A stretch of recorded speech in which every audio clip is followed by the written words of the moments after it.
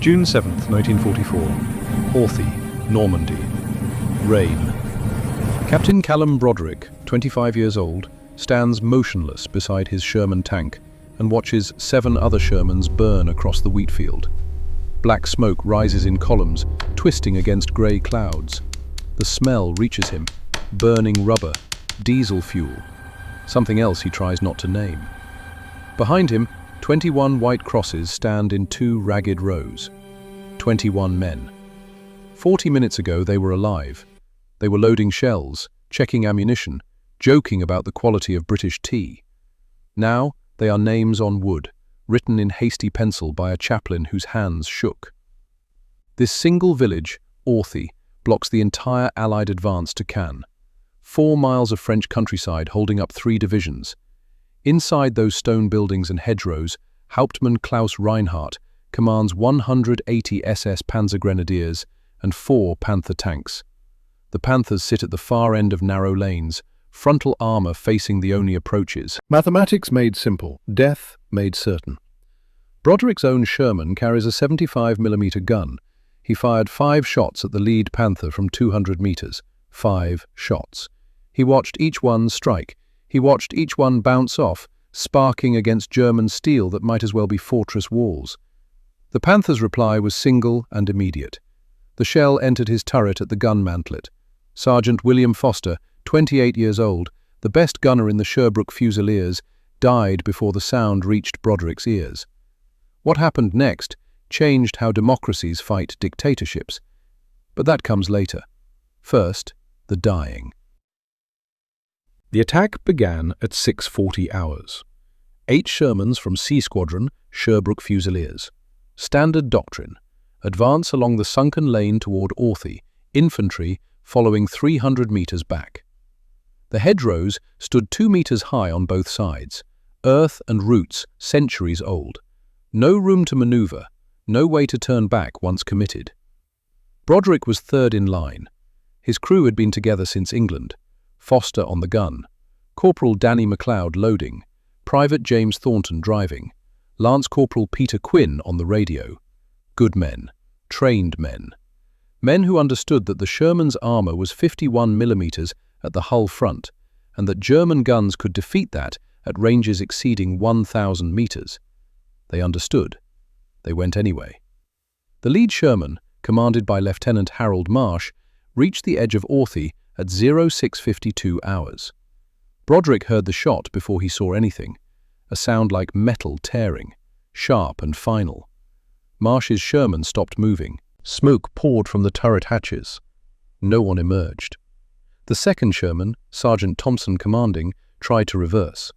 Too slow, too late. The German gunner had already traversed. The second shot was as precise as the first. Thompson's Sherman burned. Broderick's Sherman sat 60 meters behind, exposed, trapped in the lane with hedgerows on both sides and burning Shermans ahead. Foster's voice came through the intercom, steady despite everything. Panther, front, 400 meters, hull down position behind the stone wall. Broderick saw it, just the turret visible, the long 75mm gun already tracking toward him. Driver, forward, gunner, target Panther, fire when ready. They had to close the distance. The Sherman's gun needed 300 meters or less to have any chance of penetration. Thornton accelerated. The Sherman lurched forward. Foster fired. The armor-piercing round struck the Panther's turret front. Broderick watched through his commander's periscope. He watched the shell impact. He watched it ricochet upward at a 40-degree angle, disappearing into the sky. No penetration, no damage. Foster fired again, traverse slightly left, aiming for the turret ring. Another hit, another ricochet. 300 meters now. Broderick could see the German tank commander in his cupola, could see him clearly. A man, young, calm. Foster fired a third time. The shell struck the gun mantlet. Sparks. No penetration. "Loading!" MacLeod called out, his voice tight. They were down to 2 rounds of armor-piercing in easy reach. 250 meters. Inside effective range now. Maybe. Foster fired the 4th shot. This one hit the Panther's lower hull, just visible above the stone wall. The thickest armor on the vehicle. The shell bounced off like a stone skipping on water. The Panther's gun fired once. The world became noise and light. The shell entered through the gun mantlet, exactly where Foster's head had been 1/10 of a second earlier. The penetration sprayed molten metal through the turret interior. MacLeod screamed. Broderick felt something hot strike his left hand. The smell of cordite and blood filled the compartment. Foster was gone. Not wounded, not unconscious. Gone. His body slumped against the breech, but everything above the shoulders had ceased to exist in any recognizable form. "Bail out!" Broderick shouted. "Bail out now!" MacLeod scrambled through the loader's hatch. Broderick went through the commander's cupola. Thornton and Quinn emerged from the hull hatches. They rolled off the Sherman's deck and ran. Not toward cover, just away. Away from the burning, away from the turret, away from what was left of Foster.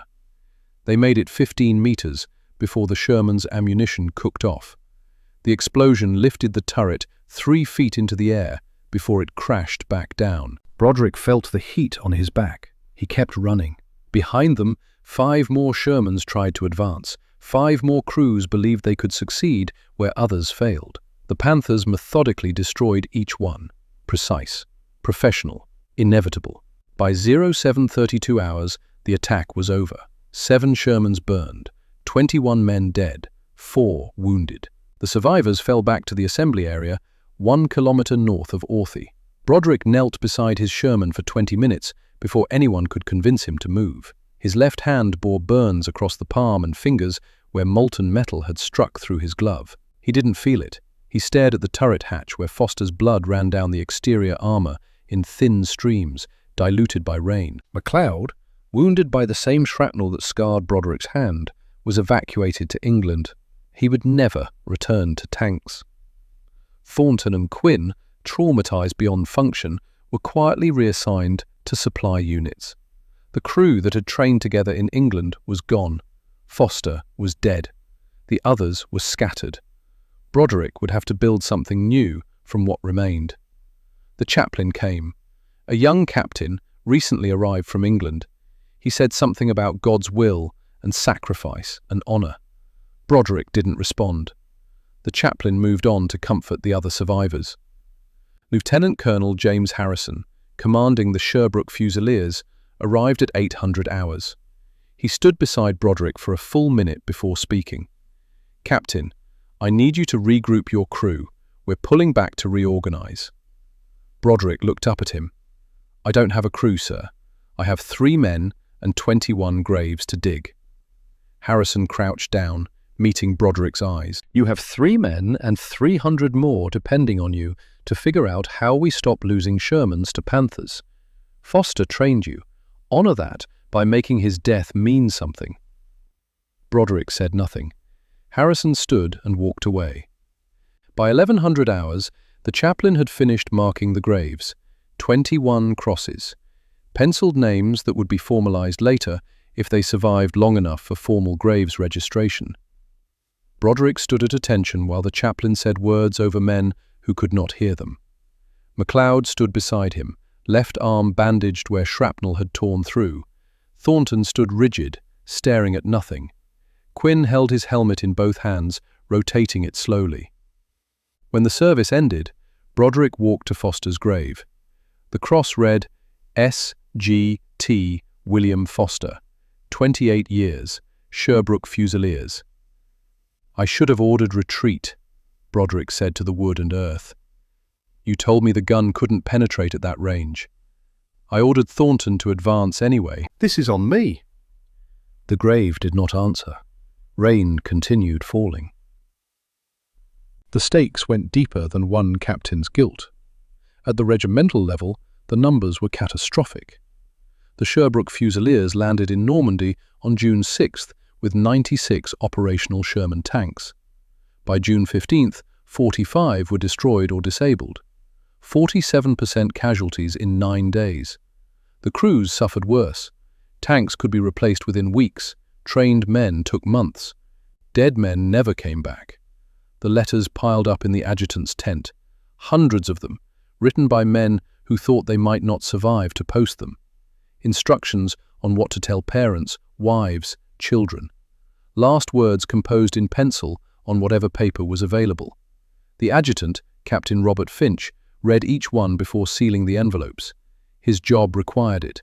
Someone needed to verify that the letters contained nothing that could compromise operational security if they fell into enemy hands. Finch stopped sleeping well after the third day. The letters were too similar. All of them said the same things in different words. Tell Mother I was brave. Tell Sarah I love her. Tell my son to be better than me. Make sure they know I tried. Some of them were unsealed when the bodies returned. Foster's letter remained in his jacket pocket, sodden with blood and rainwater. Broderick found it when they stripped the body for burial. He didn't read it. He sealed it himself and gave it to Finch. Some things were not his to know. At the strategic level, the mathematics was simple and brutal. The Canadian First Army, British Second Army, and American forces needed to break out of the Normandy beachhead. The Germans needed to contain them. Caen was the hinge. 8 kilometers south of the invasion beaches, a road junction, a rail hub. Everything fed through Caen. As long as the Germans held Caen, they controlled the logistics. As long as they controlled the logistics, they could reinforce and resupply. German forces defending Caen included the 12th SS Panzer Division Hitlerjugend, elite, fanatical, equipped with Panther medium tanks and Tiger heavy tanks. Each Panther outmatched a Sherman in armor, firepower, and crew survivability. A Tiger could destroy a Sherman from ranges exceeding 1,500 meters. The Sherman could only penetrate a Tiger's side or rear armor, and only if it could close to 300 meters without being destroyed first. General Bernard Montgomery, commanding all Allied ground forces in Normandy, understood the problem. He expressed it in a briefing on June 10th to his corps commanders. Gentlemen, we are losing the armor battle. The German tanks are superior. This is fact. We have 3 options. 1. We wait for better tanks. This means months. 2. We accept casualties and overwhelm them with numbers. This means thousands of men. 3. We adapt our tactics to neutralize their advantage. This means innovation. Lieutenant General Guy Simons, commanding the Canadian Second Corps, was the youngest corps commander in the Allied armies, 40 years old. Promoted through competence, not connections. He listened to Montgomery's briefing and did not speak until every other officer had voiced their opinion. When his turn came, he stood and approached the map table. Sir, innovation requires permission to fail.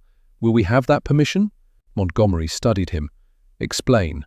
If I order experiments that cost men and tanks, will I be relieved for incompetence? Or will I be supported while we learn what works? Montgomery's jaw tightened.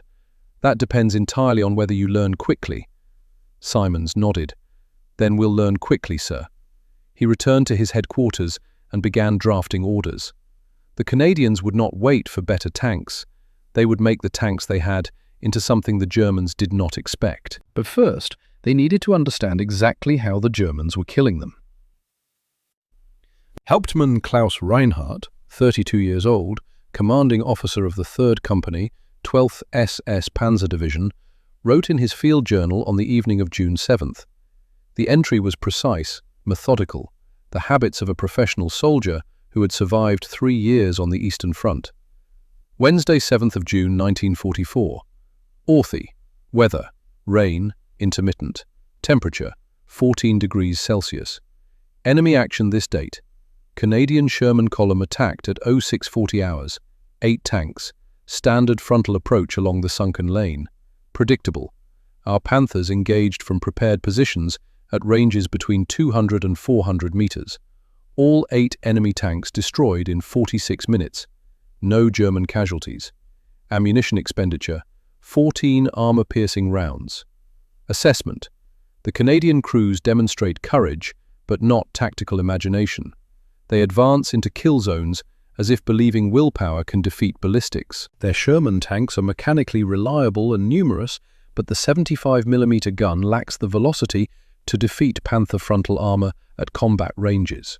We can engage and destroy them from positions where they cannot harm us. The Canadians fight more aggressively than the British. They take risks that British crews avoid. This makes them both more dangerous and more vulnerable. They will charge across open ground if ordered. They will attempt impossible shots. They do not quit easily. These are admirable qualities in soldiers. They do not, however, change the outcome when the technology is so unbalanced. Personal note: I observed the Canadian commander today through binoculars. Young, perhaps 25, he continued firing even after his fourth shot failed to penetrate. He only retreated after his gunner was killed. That kind of determination deserves respect, even as we must exploit it. Recommendation to battalion: maintain current defensive posture. Allow Canadians to come to us. Panthers positioned at lane ends with clear fields of fire. No need to expose our tanks to flanking attacks or close-range ambushes. We are winning by remaining patient. Reinhardt signed the entry and closed the journal. He sat in the commander's seat of his Panther, parked beneath camouflage netting in an orchard 300 meters south of Authie. His crew slept in bedrolls beside the tank. His gunner, Unteroffizier Hans Weber, had scored 3 kills that morning. Clean shots, no wasted ammunition. Weber was 20 years old and had learned to kill tanks in Russia. He treated it like mathematics: range, angle, penetration tables, variables and solutions. Reinhardt did not sleep yet. He smoked a cigarette and watched the northern horizon where Canadian positions lay beyond the hedgerows. He thought about the young captain who kept firing when any rational analysis said to retreat. Thought about the courage required to charge into certain death because your orders demanded it. He had seen such courage before, in Russia, on both sides. The Germans had it, the Soviets had it, the Canadians seemed to have it as well. War consumed brave men without hesitation or preference. The machinery did not care about courage. It cared about angles of armor and velocities of shells. The mathematics killed the brave and the cowardly with equal efficiency. Reinhardt finished his cigarette and climbed down from the Panther. He checked the sentry positions, ensured the camouflage netting was secure, and finally lay down to sleep. Tomorrow would bring more attacks, more brave men driving inferior tanks into his kill zone, more crosses in Canadian cemeteries. He slept poorly. He always did after killing. The pattern repeated for 8 days. June 9th. The Fort Garry Horse attacked toward Bretteville. 11 Shermans advanced through morning fog. German Panthers from the 12th SS destroyed 9 of them in the first 20 minutes. The survivors withdrew. 17 Canadians died. 24 were wounded. June 11th. The British Columbia Regiment attempted a flanking maneuver near Puteaux-en-Bessin. They moved at dawn, hoping to catch German positions unprepared. The Germans were prepared. Panthers fired from concealed positions at ranges exceeding 600 meters. 8 Shermans destroyed, 14 men killed. June 15th. The 1st Hussars tried a night infiltration. They advanced without lights, using compasses and memorized terrain features. They made it within 300 meters of German lines before flares lit the night sky. Panzerfaust teams destroyed 4 Shermans at close range. Panthers destroyed 3 more. 19 men died. The regimental commander, Lieutenant Colonel Colwell, was among them. By June 16th, the Canadian armoured regiments had lost 114 Shermans in 10 days. Casualties exceeded 600 men. Replacement crews arrived from England with minimal training. Some had less than 4 weeks in Shermans before being assigned to combat units. They learned quickly, or they died. Most died. Broderick absorbed 3 replacements on June 12th. None of them were Foster. None of them had Foster's instinct for gunnery, his calm under fire, his ability to estimate range by eye and hit on the first shot. They were young men, scared and undertrained, trying to operate equipment that would get them killed. The first replacement gunner lasted 2 days. He froze during contact with a Panther, unable to fire. Broderick transferred him to supply duty. Better a living coward than a dead hero. The second gunner died on June 14th. A Panzerfaust round hit the Sherman's side armor during an infantry engagement near Buren. The warhead penetrated. The explosion killed the gunner and loader both. Broderick, in the turret, survived with burst eardrums and flash burns on his face. He could not hear properly for a week afterward. The third gunner, Corporal Lachlan Drummond, arrived on June 18th. 19 years old, Nova Scotia, promoted from loader to gunner after his previous commander was killed. He had fired the main gun exactly 3 times in combat. He looked at Broderick with eyes that expected to die and wanted to know when, not if. Broderick met him beside the replacement Sherman. This one was fresh from the depot, hastily repainted in British olive drab that still smelled of chemicals. The 75mm gun gleamed, unscratched by combat. It would not stay that way long. "Drummond," Broderick said, "what did you do before the war?" Drummond blinked. Not the question he expected. "Lighthouse keeper, sir. Sambro Island Light, Halifax Harbour." "How long?" 3 years, sir. My father kept it before me. 28 years. Broderick studied him. Thin, nervous hands. But the eyes, beneath the fear, held something else. Focus. The kind of attention that came from watching for dangers in darkness and fog. "Lighthouse keeping requires what? Navigation? Weather reading?" "Yes, sir, and light discipline. Keeping the Fresnel lens clean, understanding refraction angles for maximum visibility, timing the rotations, watching for patterns in shipping traffic." "Patterns," Broderick repeated. "What kind of patterns?" Drummond relaxed slightly, talking about something he understood. "Fishing boats move with the tide schedules, sir. Cargo ships follow shipping lanes. U-boats, back when we had U-boat scares in '42, they moved at night on the surface to charge batteries. Different vessels create different patterns. You learn to read them." Broderick nodded slowly. "And if you needed to avoid being seen by a U-boat, turn off the light, sir, or time your rotation so the beam doesn't cross their position when they're looking. Timing and angles." "Yes, sir." Broderick looked at the Sherman, looked back at Drummond, an idea forming, not complete yet, but the shape of it visible. "Drummond, you're my new gunner. We don't have a Sherman worth a damn against Panthers, but we're getting something better soon. When we do, I'll need someone who understands angles and timing." Drummond's fear did not disappear, but something else appeared alongside it. Purpose. "I'll do my best, sir." "Your best kept ships off rocks in the fog," Broderick said. "Maybe it'll keep us alive in the Bocage." July 18th, 1944. 1700 hours. A transport truck arrived at the Sherbrooke Fusiliers assembly area carrying something covered by canvas tarps. Lieutenant Colonel Harrison gathered his officers and senior NCOs. The tarp came off. Broderick stared. The Sherman underneath was different, longer. The 75mm gun had been replaced with something massive. The barrel extended nearly 2 meters beyond the standard Sherman's gun. The muzzle brake at the end was distinctive, 3-chambered, designed to reduce recoil. "Gentlemen," Harrison said, "this is the Sherman Firefly. British modification. The gun is the Ordnance quick-firing 17-pounder, the same weapon used in our towed anti-tank batteries. It has proven capable of defeating Tiger tanks in Italy and North Africa. Now it's mounted in a Sherman hull." Someone whistled. Someone else swore quietly. Harrison continued. "Each troop will receive 1 Firefly. That's 1 Firefly for every 4 or 5 standard Shermans. This single vehicle becomes your only realistic counter to German heavy armor. Crew selection for Fireflies will be based on gunnery scores and combat experience. Captain Broderick, your troop receives the first one." Broderick approached the Firefly. He climbed onto the deck and looked into the turret. Cramped. The 17-pounder took up significantly more space than the 75. The breach was massive. Loading would be difficult in that confined interior. The recoil mechanism looked brutal. But the gun could kill. He dropped into the turret and examined the sights. British design. Different from American equipment, but functional. The gunner's position was tighter, less room to maneuver.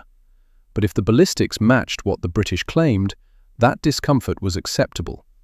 Drummond climbed up beside him and peered into the turret. His eyes widened. "Sir, that's a ship's gun." "Anti-tank gun," Broderick corrected. Yes, sir, but the proportions. That's what we'd mount on a corvette for U-boat defense. 17-pounder, you said? Correct. Drummond reached in and touched the barrel. Sir, that barrel length creates a shadow problem. In morning or evening light, with the sun at the right angle, that shadow will extend 10, maybe 15 meters. Any German with functioning eyes will identify us by shadow alone before they can see the gun itself. Broderick had not considered that, but Drummond was right. The lighthouse keeper's instinct for light and refraction, the understanding of how shadows revealed position. So we don't hunt in morning or evening, Broderick said. Or we hunt when the sun's directly overhead, sir. Minimize the shadow. Or we position the tank so the shadow falls behind us, away from German positions. Or we use terrain to break up the shadow shape.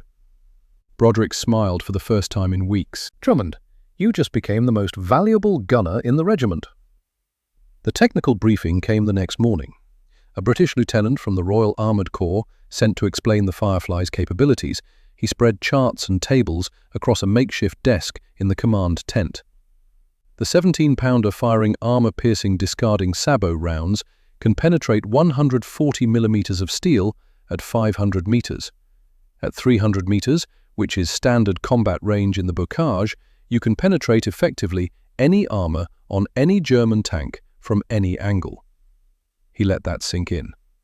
This includes the Tiger, this includes the Panzer's frontal armour, this includes the King Tiger, should you encounter one, though intelligence suggests they're not yet deployed in Normandy. He pointed to another chart. The muzzle velocity is 883 meters per second, substantially faster than the Sherman's 75. Time to target at 400 meters is approximately half a second. German tank commanders will not have time to react between your muzzle flash and their penetration. Broderick studied the numbers, studied the implications. For the first time since Foster died, he felt something other than guilt or resignation. He felt possibility. What's the effective range, he asked. Against heavy armor, 500 to 600 meters in ideal conditions. Against medium armor, 800. The limitation is not the gun, it's the sights and the inherent accuracy of shooting from a moving platform. And the recoil? The British lieutenant grimaced. Significant. Your gunner needs to brace properly, or the recoil will throw him into the turret wall. We've had concussions from crews who didn't respect the gun's power. The loader position is worse. The breech recoils 18 inches. If the loader's head is in the wrong position when the gun fires, it's fatal. He looked directly at Broderick. This weapon will kill Panthers and Tigers. It will also kill your crew if they're not properly trained. I recommend at least 40 practice shots before combat deployment. They had time for 20 practice shots. Ammunition was limited. Every 17-pounder round was precious, allocated carefully across the entire British and Canadian armoured forces. They could not afford to waste shells on training. Broderick took Drummond to a firing range 3 kilometers behind the lines. They spent 2 days learning the Firefly's peculiarities. The first shot threw Drummond into the turret wall hard enough to bloody his nose. The second shot, he braced better. The third shot, he anticipated the recoil and compensated. By the 10th shot, he was bruised across his right shoulder, and his face was swollen, but he was hitting targets at 400 meters with increasing consistency. Private Eamon Gallagher, the new loader, learned even faster. 21 years old, Ontario. Previous occupation, railroad surveyor for Canadian Pacific Railway. He had spent 3 years measuring distances, calculating grades, and reading terrain for track placement. He understood spatial relationships intuitively. He could estimate ranges by eye and place ammunition in Drummond's hands without being asked. Gallagher adapted to the Firefly's cramped turret by memorizing the exact positions of every piece of equipment. He could load in complete darkness, knowing by touch alone where each shell was stored. During their training sessions, he developed a rhythm with Drummond. Load, brace, fire, load, brace, fire. The cycle reduced from 18 seconds to 12 seconds to, by the 20th practice round, 9 seconds. Lance Corporal Desmond Thorne, the driver, brought his own expertise. 23 years old, Manitoba. His father operated commercial fishing boats on Lake Winnipeg for 28 years. Fall had learned navigation before he learned to read. He understood how to track moving targets, how to anticipate their patterns, how to position a boat to intercept fish schools by reading water currents and temperature changes. In the Bocage, he applied those same principles. German patrols moved on schedules. Morning reconnaissance at 0600 hours. Mid-afternoon supply runs at 1400 hours. Evening defensive preparations at 2100 hours. Thorne tracked these patterns the way he once tracked fish migration. He could predict where panthers would appear based on time of day and tactical necessity. "Sir," he said to Broderick on July 20th, "the Germans move like sturgeon during spring spawn, predictable routes, specific timing. If we position at the right intersections, we don't need to hunt them, we just wait." Broderick assembled his crew beside the Firefly that evening, all of them present: Drummond, Gallagher, Thorne. The men who would either make this work or die trying. "Gentlemen," he said, "we've been losing because we're fighting the Germans' battle. We attack when they're ready. We approach from angles they expect. We engage at ranges where they're superior. That ends now." He pointed at the Firefly's long barrel. "This gun changes the mathematics. We can kill panthers. We can kill tigers, but only if we're smart about it." He looked at each of them in turn. "Drummond, your lighthouse experience gives us angles and shadows. We position so the sun works for us, not against us. Gallagher, your surveying background gives us terrain reading. We use ground the way you'd use elevation for railroad placement. Thorne, your fishing knowledge gives us pattern recognition. We intercept, not pursue." Drummond spoke carefully. "Sir, that's not standard doctrine." "Standard doctrine is getting us killed," Broderick said flatly. "Foster followed standard doctrine. He died. I'm not losing anyone else to doctrine when we have the tools to do better." Gallagher nodded slowly. "Sir, if we're adapting tactics, we need to camouflage the gun. That barrel is distinctive. Germans will prioritize Fireflies. There are intelligence reports of orders circulating through Panzer units. Destroy the long-barrel Shermans first." "Agreed," Broderick said. "Suggestions?" "Counter-shading," Drummond said immediately. "Paint the rear half of the barrel with lighter paint. Breaks up the silhouette. Makes it harder to identify at range. We did the same with lighthouse beacons in fog. Wrap the lens housing with canvas to diffuse the beam pattern." "We could add camouflage netting," Thorne added. "Not over the gun, that would interfere with traverse, but around the turret. Make the whole tank blend into tree lines better." "And we position Fireflies at the rear of formations," Gallagher said. "Standard Shermans advance first, draw fire. The Firefly hangs back, protected, until the moment we need it. Then we move forward, take the shot, and withdraw immediately." Broderick listened. These were not the suggestions of replacement crews with 4 weeks training. These were the innovations of men applying civilian expertise to military problems. A lighthouse keeper, a railroad surveyor, a fisherman's son. The Canadian Army had not trained them for this. Life before the war had. "We implement all of it," Broderick decided. "Starting tomorrow, we'll need paint, netting, and permission to ignore standard formation doctrine." He paused. "And we'll need to survive long enough to prove it works." They painted the Firefly's barrel on July 21st. Light grey on the rear half, blending into the olive drab of the barrel's front section. The countershading broke up the silhouette exactly as Drummond predicted. At ranges beyond 300 meters, the gun looked shorter, less distinctive, more like a standard Sherman. They attached camouflage netting around the turret on July 22nd, using local foliage to break up the tank's outline. From 50 meters away in a tree line, the Firefly nearly disappeared. They practiced the new tactics on July 23rd. Standard Shermans from Broderick's troop advanced along a hedgerow. The Firefly remained 200 meters back, hull down behind a low rise. When simulated enemy positions opened fire, the Firefly moved forward, took a shot, and withdrew before return fire could be effective. The cycle took 18 seconds. Survivable. Lieutenant Colonel Harrison observed the exercise. He said nothing during the training. Afterward, he approached Broderick. "That's not how we're supposed to do it," Harrison said. "No, sir," Broderick agreed. "It's not."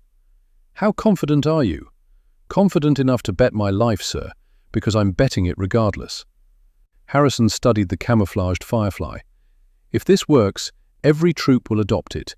If it fails, you'll be dead, so I can't exactly discipline you. Proceed." 3 days later, Broderick's crew received their first contact with a Panther. July 26th, 0820 hours. A reconnaissance patrol near Verrières Ridge. Broderick's troop, 4 Shermans including the Firefly, advanced through wheat fields toward a small village. Intelligence reported minimal German presence. Intelligence was wrong. The Panther appeared at the tree line 600 meters ahead, turret facing directly toward Broderick's column. "Contact front," Thorne called out. "Panther, 600 meters." "All units halt," Broderick ordered on the radio. "Firefly moving forward." The 3 standard Shermans stopped. The Firefly advanced alone, engine growling. Broderick positioned the tank hull down behind a slight ridge, only the turret visible to the German position. "Drummond, target Panther, 600 meters." "Identified," Drummond said, his voice steady. "Lighthouse discipline, calm in crisis. Fire when ready."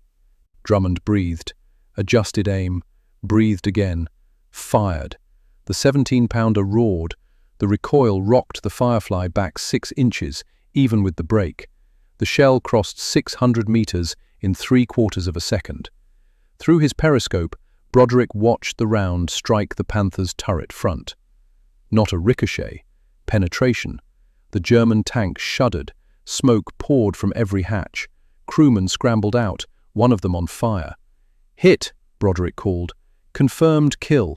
All units, advance." They reached the destroyed Panther 5 minutes later. The penetration hole was clean, 75 millimeters in diameter. The shell had gone through the turret front armor, through the fighting compartment, and exited through the rear.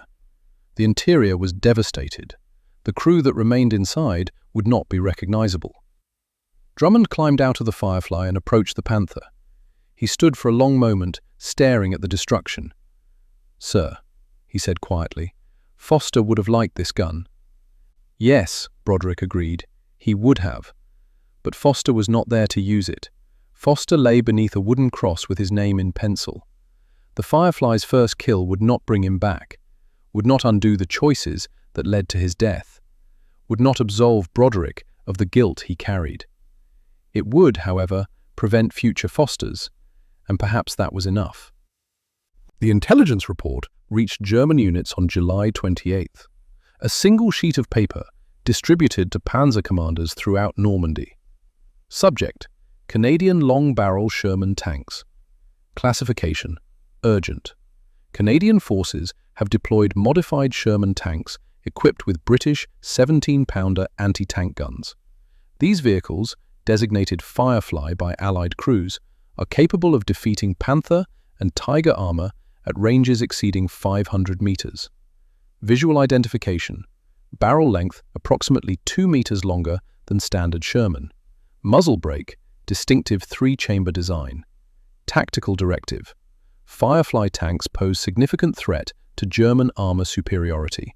All Panzer commanders are ordered to identify and engage Firefly tanks with priority over standard Shermans. Destruction of Firefly tanks is critical to maintaining tactical advantage. Distribution: all Panzer battalion commanders, company commanders, and platoon leaders. Hauptmann Reinhardt read the report in his command post. He read it twice. Then he called for his company's senior tank commanders to assemble. SS Hauptsturmführer Erich Volkmar arrived first. 33 years old, commander of the 2nd Platoon, 138 confirmed kills across the eastern and western fronts. He drove a Tiger tank with the number 007 painted on the turret in black. His crew had served with him for 18 months. They had survived Kursk, Kharkov, and now Normandy. They were efficient, professional, some said the best tank crew in the division. Volkmar read the intelligence report without expression. "This changes the tactical situation," he said. "Yes," Reinhardt agreed. "The Canadians now have weapons that can kill us. We no longer have the absolute technical advantage." "How many Fireflies do they have?" "Unknown. Intelligence estimates 1 per troop, perhaps 20 to 30 in the Canadian sector." Volkmar calculated silently. If we eliminate the Fireflies first, the remaining Shermans are still inferior. Agreed, but identifying Fireflies under combat conditions will be difficult. In poor visibility, at range, with camouflage, the barrel length may not be immediately obvious. Then we treat every Sherman as a potential Firefly, Volkmar said. Engage all targets with maximum aggression. Reinhardt shook his head. That wastes ammunition and exposes our tanks unnecessarily. Better to be cautious. Identify before engagement when possible. Caution gets you killed, Hauptmann. I learned that in Russia. So did I, Reinhardt said quietly, which is why I'm still alive. They stared at each other. Two philosophies of survival. Volkmar's aggression had earned him decorations and a reputation. Reinhardt's caution had kept his company functional through 3 years of war. Both men had seen hundreds die. Neither was wrong. Neither was entirely right. I will inform the battalion commander of your recommendation, Reinhardt said. For now, all crews are ordered to prioritize long-barrel targets when identified. Proceed with your patrols. Volkmar saluted and left. Reinhardt watched him go. The best killer in the company, perhaps the best in the division. A man who had survived impossible odds through skill and ruthlessness. The kind of soldier who won battles. Also, the kind of soldier who got his entire crew killed if his luck ran out. Reinhardt returned to his journal that evening. He wrote, "The Canadians have adapted. They now possess weapons equal to ours. The technical imbalance is neutralized. What remains is training, tactics, and will. In these areas, we hold advantages. But advantages can be overcome by desperation and innovation. The Canadians demonstrate both. I think perhaps we have underestimated them. Not their courage, that was always evident, but their ability to learn and adapt while under pressure. This is dangerous. An enemy who learns is an enemy who eventually wins." Personal observation. I find myself hoping the young Canadian captain survived, the one who would not stop fighting even when his gunner died. If he lived, and if he now commands a Firefly, he will be formidable. I would prefer to fight him from 800 meters. At 400 meters, with that gun, he would kill me. Reinhardt closed the journal. Outside, the Norman sunset painted the sky in shades of red and gold. Beautiful, peaceful, utterly at odds with what was coming. In 6 days, Operation Totalize would begin. 1,000 Allied tanks would advance in darkness. The war would change. And some of the men writing in journals tonight would not write again. Reinhardt did not know which side would suffer more. He suspected both. August 1st, 1944, Canadian 2nd Corps Headquarters, a farmhouse 3 kilometers behind the front lines, requisitioned for the duration. The walls bore scars from previous fighting, bullet holes, shrapnel marks. Someone had patched them with wooden boards, but the damage remained visible beneath. Lieutenant General Vaughan Ashford stood alone in the map room at 0430 hours. At 40, he was the youngest corps commander in the Canadian Army, promoted through demonstrated competence in Sicily and Italy. He had earned that position through competence demonstrated in Sicily and Italy, not through political connections or seniority. General Montgomery trusted him. The soldiers under his command respected him. Neither of those things would matter if he could not solve the tactical problem that had killed 300 men in July alone. The problem was simple. German Panthers and Tigers dominated daylight engagements. Canadian Shermans, even the new Fireflies, could not advance across open ground against prepared defensive positions without catastrophic losses. Standard doctrine required artillery bombardment followed by infantry assault, followed by armor exploitation. But the artillery gave away the attack's timing. The infantry suffered horrific casualties crossing open ground, and by the time the armor moved forward, German guns were positioned and waiting. Ashford had been studying alternatives for 3 weeks. He had read everything available on night operations. British experiments from the Western Desert, German tactics on the Eastern Front, American reports from the Pacific. Most of the literature said the same thing. Armor cannot operate effectively in darkness. Too much risk of collision, too much chance of disorientation, too much likelihood of friendly fire. Most of the literature was written by people who had not watched 300 men die in 30 days. Ashford picked up a red grease pencil. On the map, he traced a line from the Canadian positions south through the German defensive belt toward Falaise. 12 kilometers. If Canadian forces could break through and reach Falaise, they would cut off the entire German 7th Army. Tens of thousands of enemy troops would be trapped. The Normandy campaign would be won, if they could break through. He set down the grease pencil and picked up a piece of paper. On it, calculations. Numbers that represented human lives reduced to mathematical probability. Daylight attack with standard doctrine, estimated 32% casualties in first wave. 900 men. Unacceptable. Daylight attack with modified tactics, estimated 26% casualties. 750 men. Still unacceptable. Night attack with artificial illumination, estimated 18% casualties. 500 men. 500 men would die even if everything went perfectly. But 700 would live who would otherwise be dead. The mathematics were brutal, also undeniable. Ashford had been a schoolteacher before the war, mathematics and history. He understood numbers. He also understood that each number on this page represented a farm boy from Saskatchewan, or a dock worker from Halifax, or a shopkeeper's son from Toronto. Men with mothers and fathers and sisters and brothers who expected them to come home.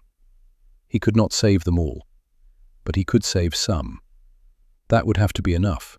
The door opened. Major William Cross entered, carrying a folder thick with engineering diagrams.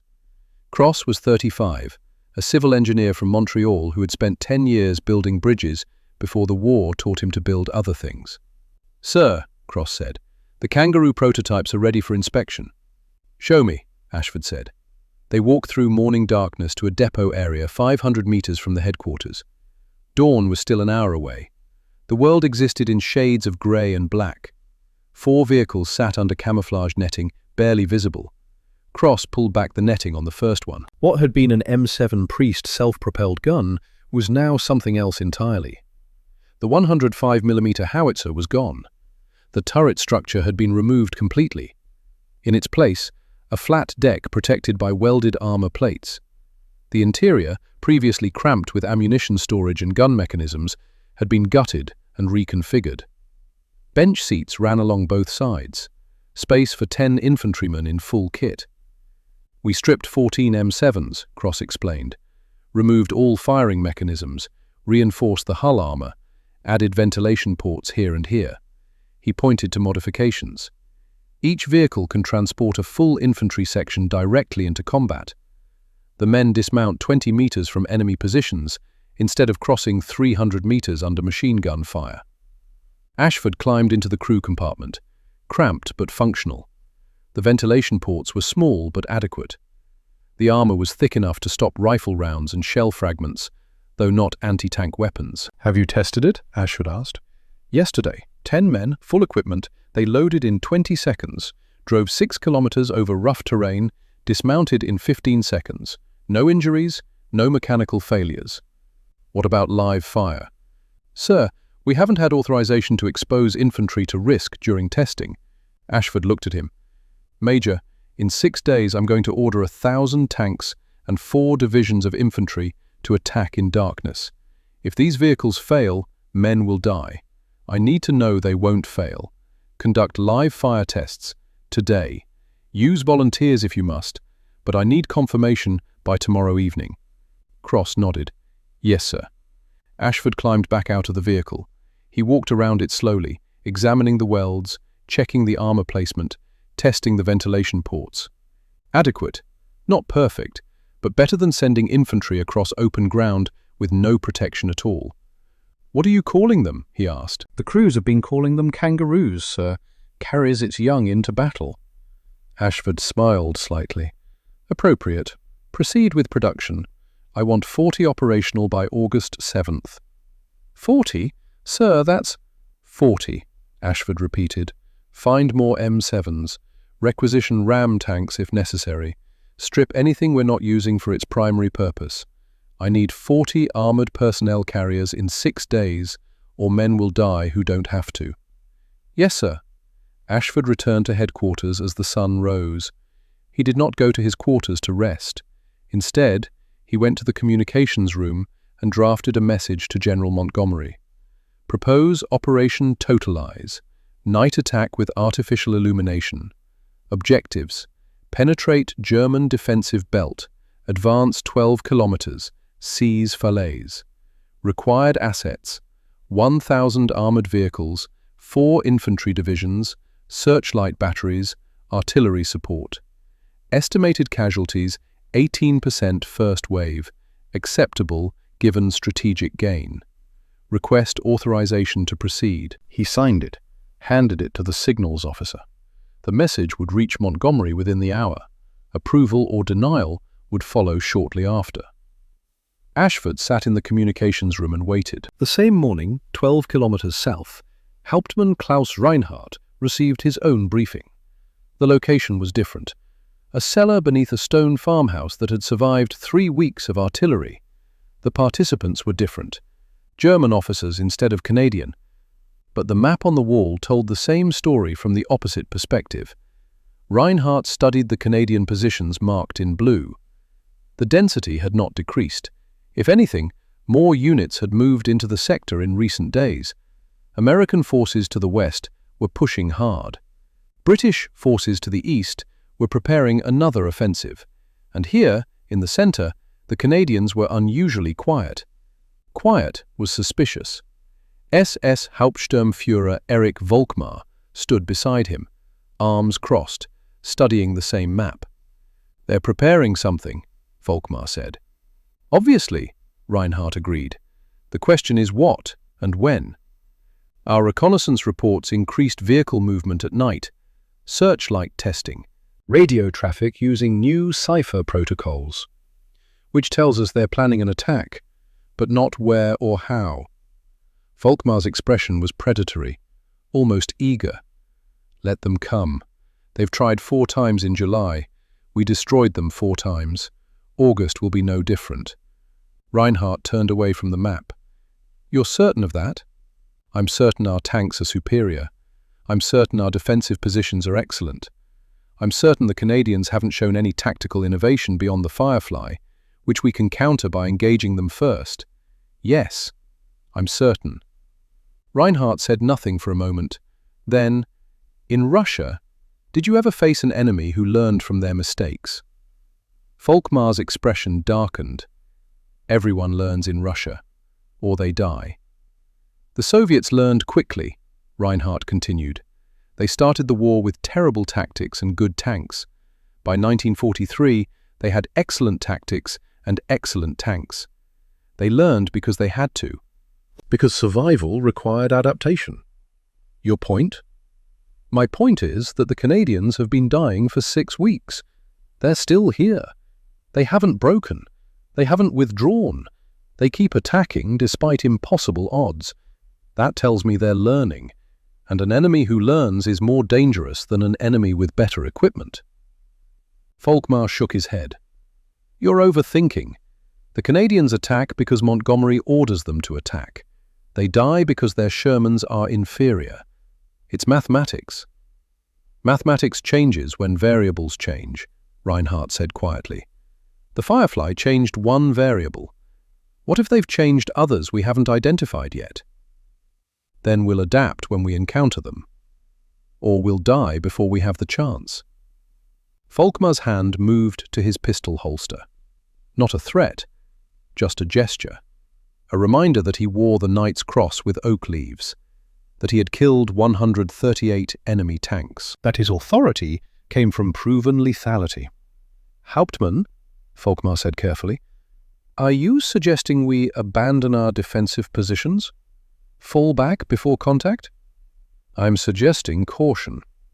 Caution is for men with something to lose. We've already lost this war.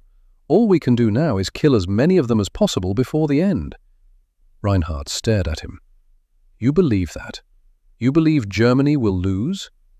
I believe the Americans have infinite resources and the Soviets have infinite men. I believe we're fighting on 3 fronts with dwindling supplies. I believe Berlin is burning from Allied bombing. Yes, I believe we'll lose. But I can still make them pay for the victory." The honesty was startling. Most SS officers maintained fanatical optimism about ultimate victory. Volkmar's clear-eyed assessment of Germany's strategic position was both refreshing and deeply troubling. "If you believe we'll lose," Reinhardt asked, "why keep fighting?" Volkmar smiled, not a pleasant expression. "Because killing is the only thing I'm good at, and because stopping now would mean the last 3 years meant nothing. At least this way, they'll remember us." He turned and walked toward the stairs. At the doorway, he paused. "The Canadians will attack again, soon. When they do, I'll be ready. You should be too." After Volkmar left, Reinhardt remained in the cellar. He pulled out his journal and wrote, "August 1st, 1944. Morning. Met with Volkmar. He is the best killer I know, also the most nihilistic. He fights now, not for victory but for legacy, for the chance to be remembered. This is what desperate wars produce. Men who fight, not for the future, but for the past. Men who cannot imagine peace because they have become weapons. I think perhaps I am becoming the same." Personal note. Received letter from Greta today. She writes that the children ask when I will come home. I have no answer. Home feels like a concept from another life. The man who lived there, who taught school and read books and worried about trivial things, is not the man I am now. War has changed me in ways I cannot yet fully understand, but it has not changed me into Volkmar. Not yet. I still remember what it means to hope, even if that hope is foolish. He closed the journal. Outside, the morning sun climbed higher. In 6 days, Operation Totalize would begin. Volkmar would get his wish. The Canadians would attack, and both sides would learn which adaptations mattered more. August 2nd, 0200 hours. Canadian training area, 8 kilometers behind the lines. 50 Sherman tanks formed up in darkness. This was the test, the proof of concept. Could armor move effectively at night with only minimal illumination? Broderick's Firefly was 20th in line. Behind him, 30 more tanks. Ahead, 19. The formation stretched 200 meters from first to last vehicle. They would advance 3 kilometers, maintain cohesion, and arrive at the objective without collisions or navigation failures. That was the theory. No searchlights tonight. The test required realistic conditions. Just darkness, compasses, and radio coordination. "All stations, this is Commander 6, came the voice on the radio. Major Harrison, leading from the front Sherman.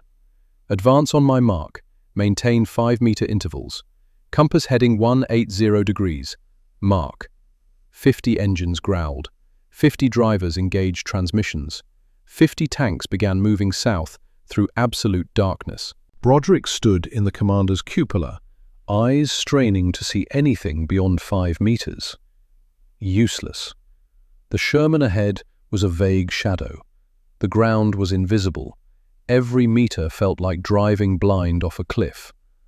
"Thorne," he said to his driver, "how are you navigating?"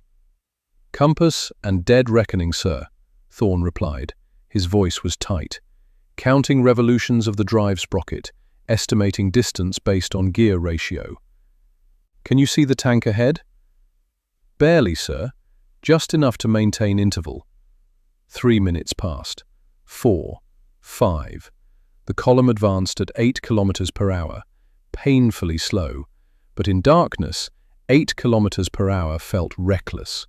Then the sound. Metal on metal. A crash ahead. The radio erupted with shouting. "Contact! We've collided!" Second tank and fourth tank.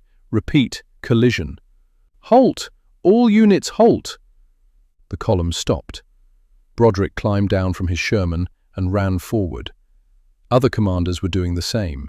Flashlights appeared, dim red lenses to preserve night vision. The collision was not catastrophic, but it was real. The second Sherman had drifted left. The fourth Sherman, trying to maintain interval with the first, had not seen the drift. The fourth tank's front slope struck the second tank's left rear track assembly. Metal bent, track pins sheared. Both tanks were immobilized. Lieutenant Collins, commanding the 4th Sherman, stood beside the wreckage.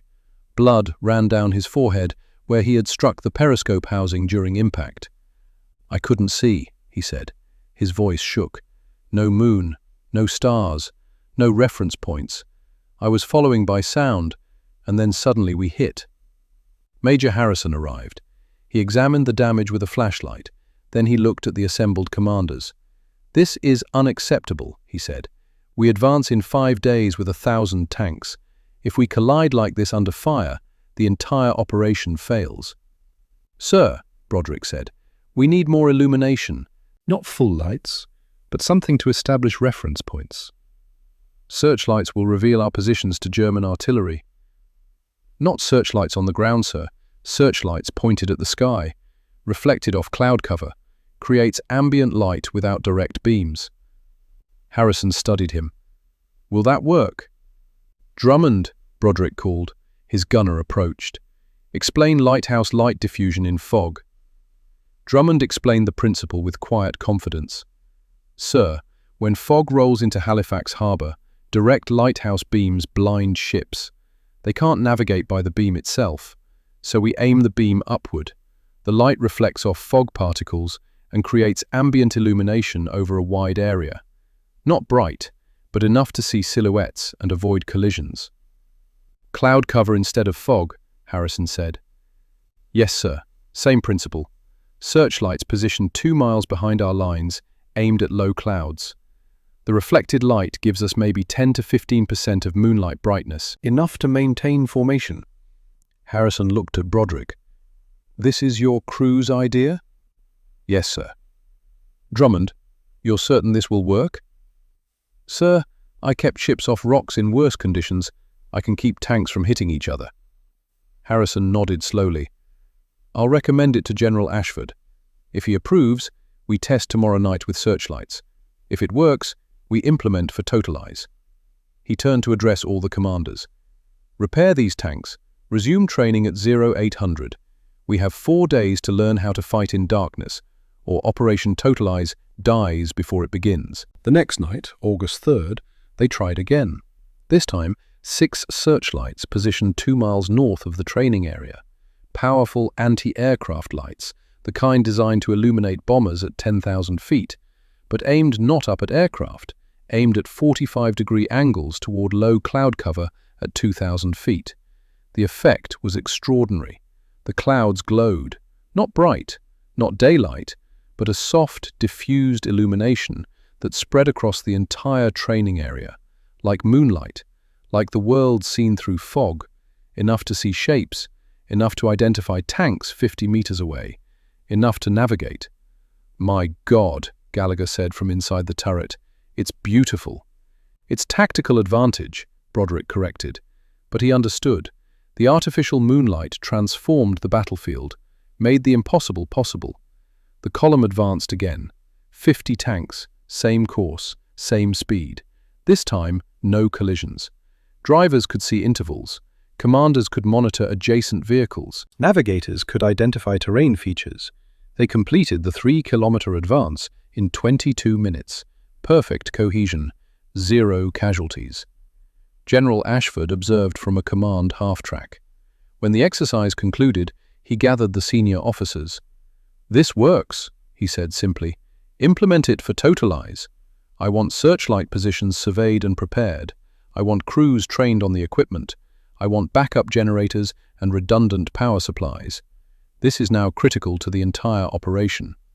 He looked directly at Broderick. "Captain, your gunner's insight may have saved several hundred lives. Ensure he's recognized appropriately." "Sir," Broderick said, "Drummond's just applying civilian skills. He's not the only one. Every crew has men with expertise the Army never trained them for. We should be asking what they know, not just ordering them to follow doctrine." Ashford studied him. "You're suggesting we decentralize tactical innovation. I'm suggesting that a fisherman understands pattern recognition better than most officers, that a railroad surveyor reads terrain better than standard training provides. that we're wasting expertise by assuming military doctrine has all the answers. That's borderline insubordinate, Captain. Yes, sir, but it's also true.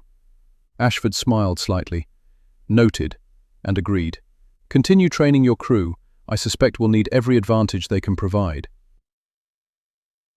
August 4th through August 6th blurred together. 72 hours of preparation compressed into what felt like minutes. Sleep came in fragments. Food was consumed standing up. Every moment focused on a single objective: be ready for total eyes. Broderick's crew trained relentlessly. Drummond fired the Firefly until his shoulder was purple from recoil bruising. Gallagher loaded shells until his hands bled from metal edges and his back cramped from the constant bending.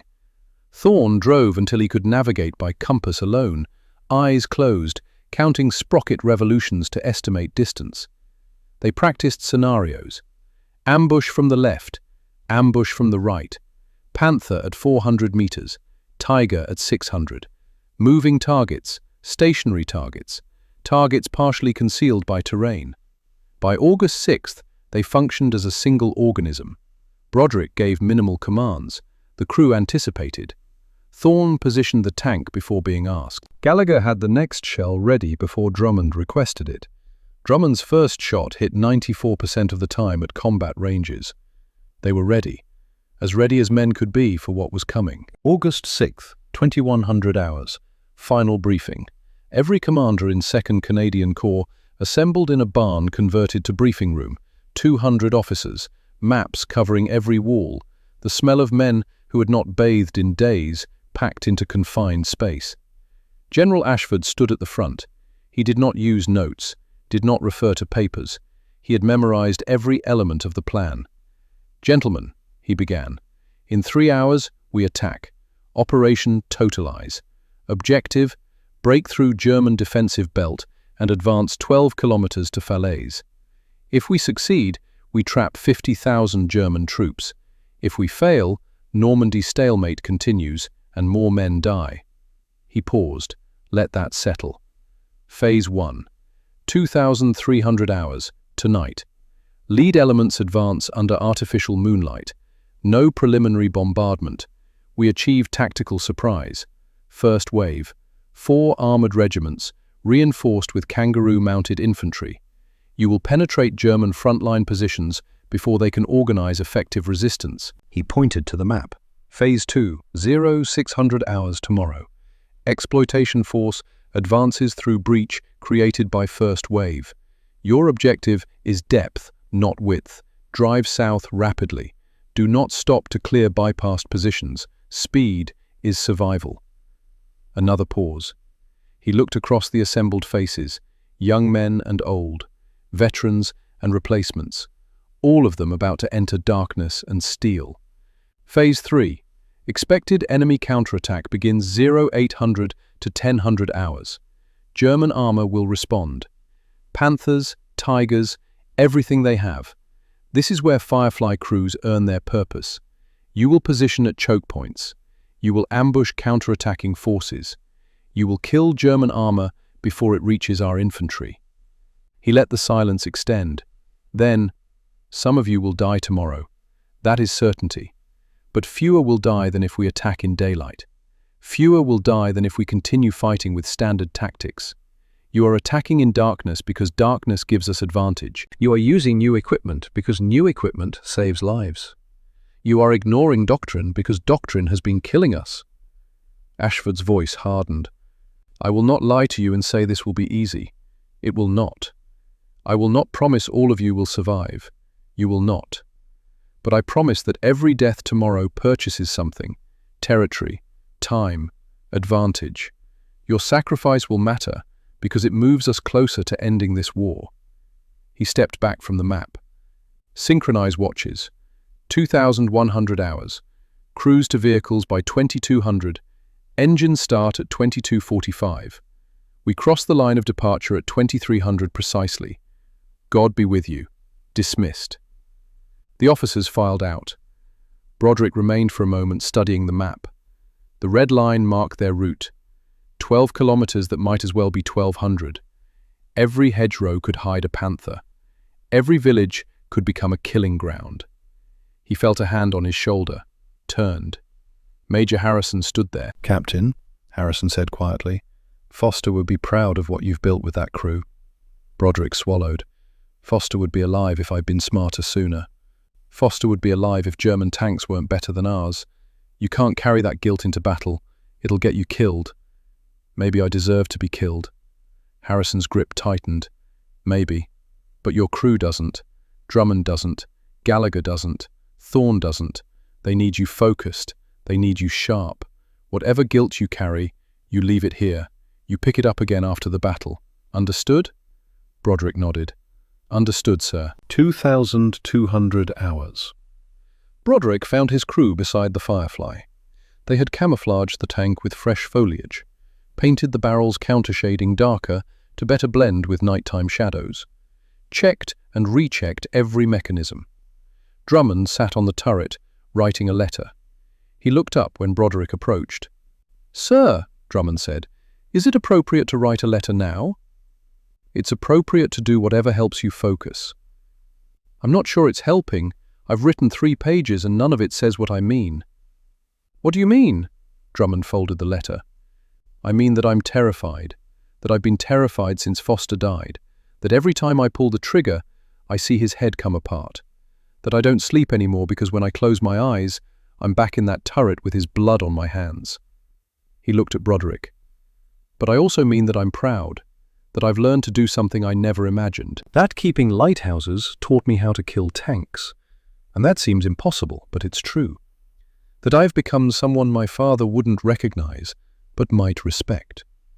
Broderick sat beside him on the turret. "Drummond, you don't have to go tonight. I can request a replacement gunner, medical discharge for psychological strain.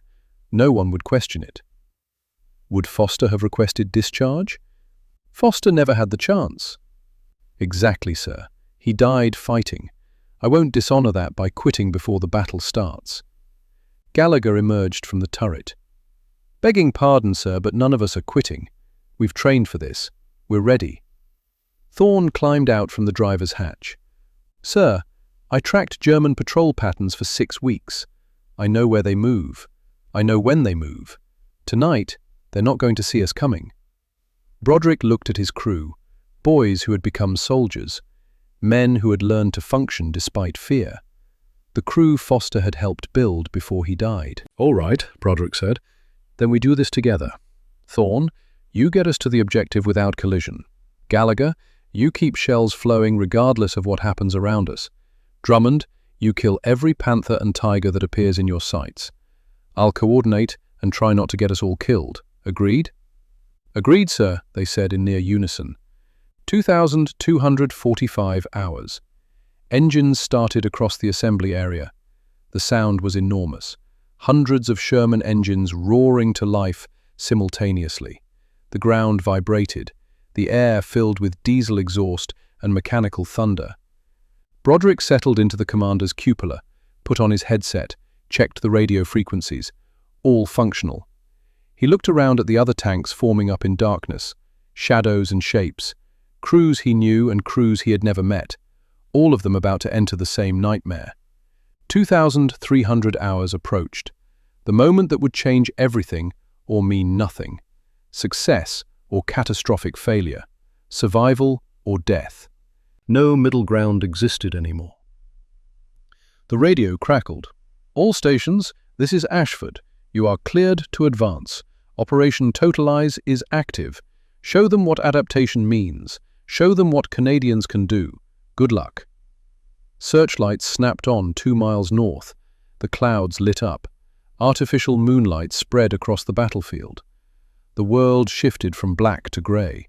Shapes emerged. Terrain features became visible. Navigation became possible. "All vehicles advance," came the command from unit leaders across the formation. 1,018 tanks began moving south. The largest armored night attack in history. Canadian innovation against German doctrine. Desperation against experience. Inside the Firefly, Broderick's crew sat in their positions, silent, focused, waiting for contact that would come within minutes or hours, but would definitely come. "Driver," Broderick said. "Forward." The Firefly lurched into motion. Ahead, darkness and Germans and the future of the war.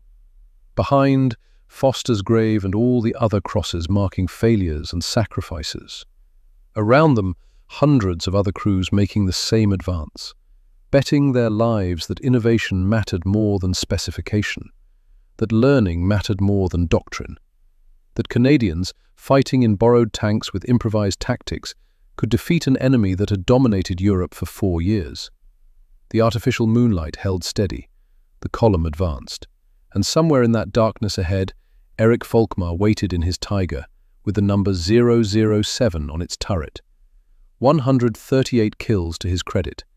Confident, skilled, deadly. He did not know about the searchlights, did not know about the Firefly's camouflage improvements, did not know that the Canadians had learned from every death in June and July, did not know that pattern recognition from fishing boats and light diffusion from lighthouses and terrain reading from railroad surveys had been weaponized into a tactical system. He would learn. Soon. In darkness and fire and the final moments of certainty. The war was changing. The night attack proved it. And when dawn came, nothing would be the same. 2,337 hours, August 7th, 1944. 4 kilometers south of the Canadian start line.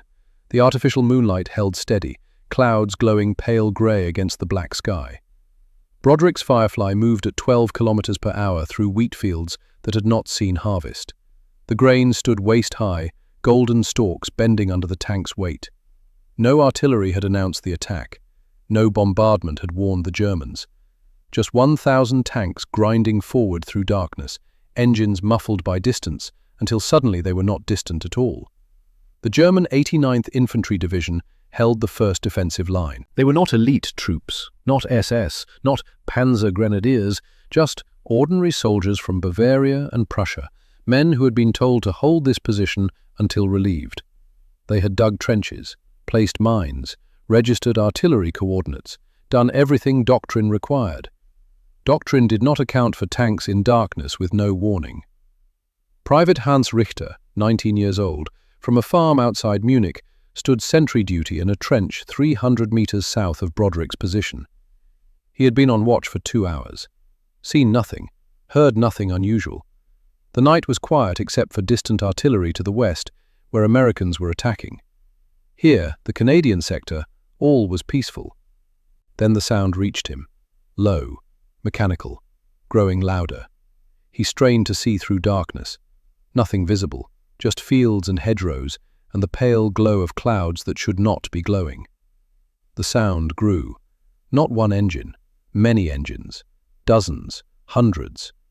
Richter fired a flare. The magnesium light arced upward, burst into brilliance, 300 meters overhead. For 5 seconds the battlefield became day. Shermans.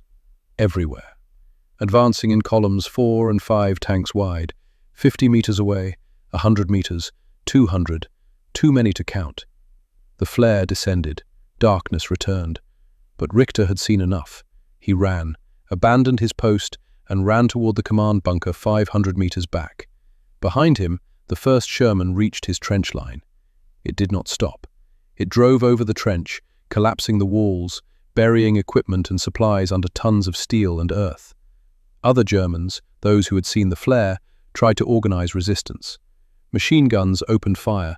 Rifles cracked. Panzerfaust teams moved forward with their single-shot, anti-tank weapons. They managed to hit 6 Shermans in the first 10 minutes. 6 tanks, out of more than 300 in the first wave. The mathematics were impossible. The 89th Infantry Division had approximately 4,000 men in this sector. They faced overwhelming armor supported by infantry and kangaroo carriers. The infantrymen dismounted 20 meters from German positions instead of crossing 300 meters of open ground. The defenders were overrun before they could establish coordinated defense. By 0018 hours, August 8th, the first German line had ceased to exist as a functional defensive position. Survivors retreated. Equipment was abandoned. Artillery batteries displaced before Canadian tanks could reach them. The breakthrough was real. Broderick's Firefly had not yet fired a shot. The advance had been unopposed in his sector. German positions bypassed or overrun by lead elements. The Firefly's purpose was not breakthrough. It was counterpunch. When German armor responded, the Fireflies would be waiting. "All stations, this is Commander 6, Harrison's voice came through the radio. "First phase complete.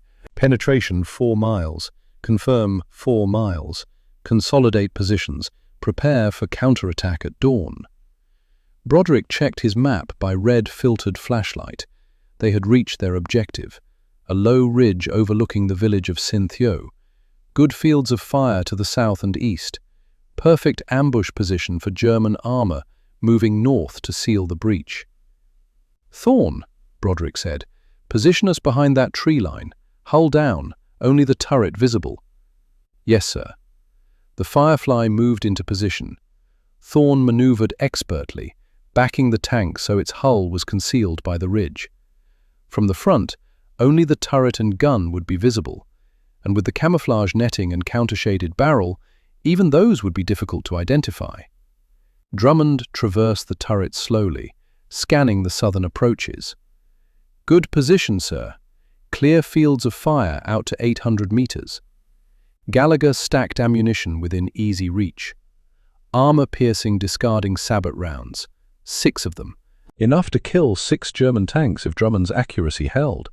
After that, they would need to reload from the floor storage, adding seconds to each shot cycle. "We hold here," Broderick said. "Engine off.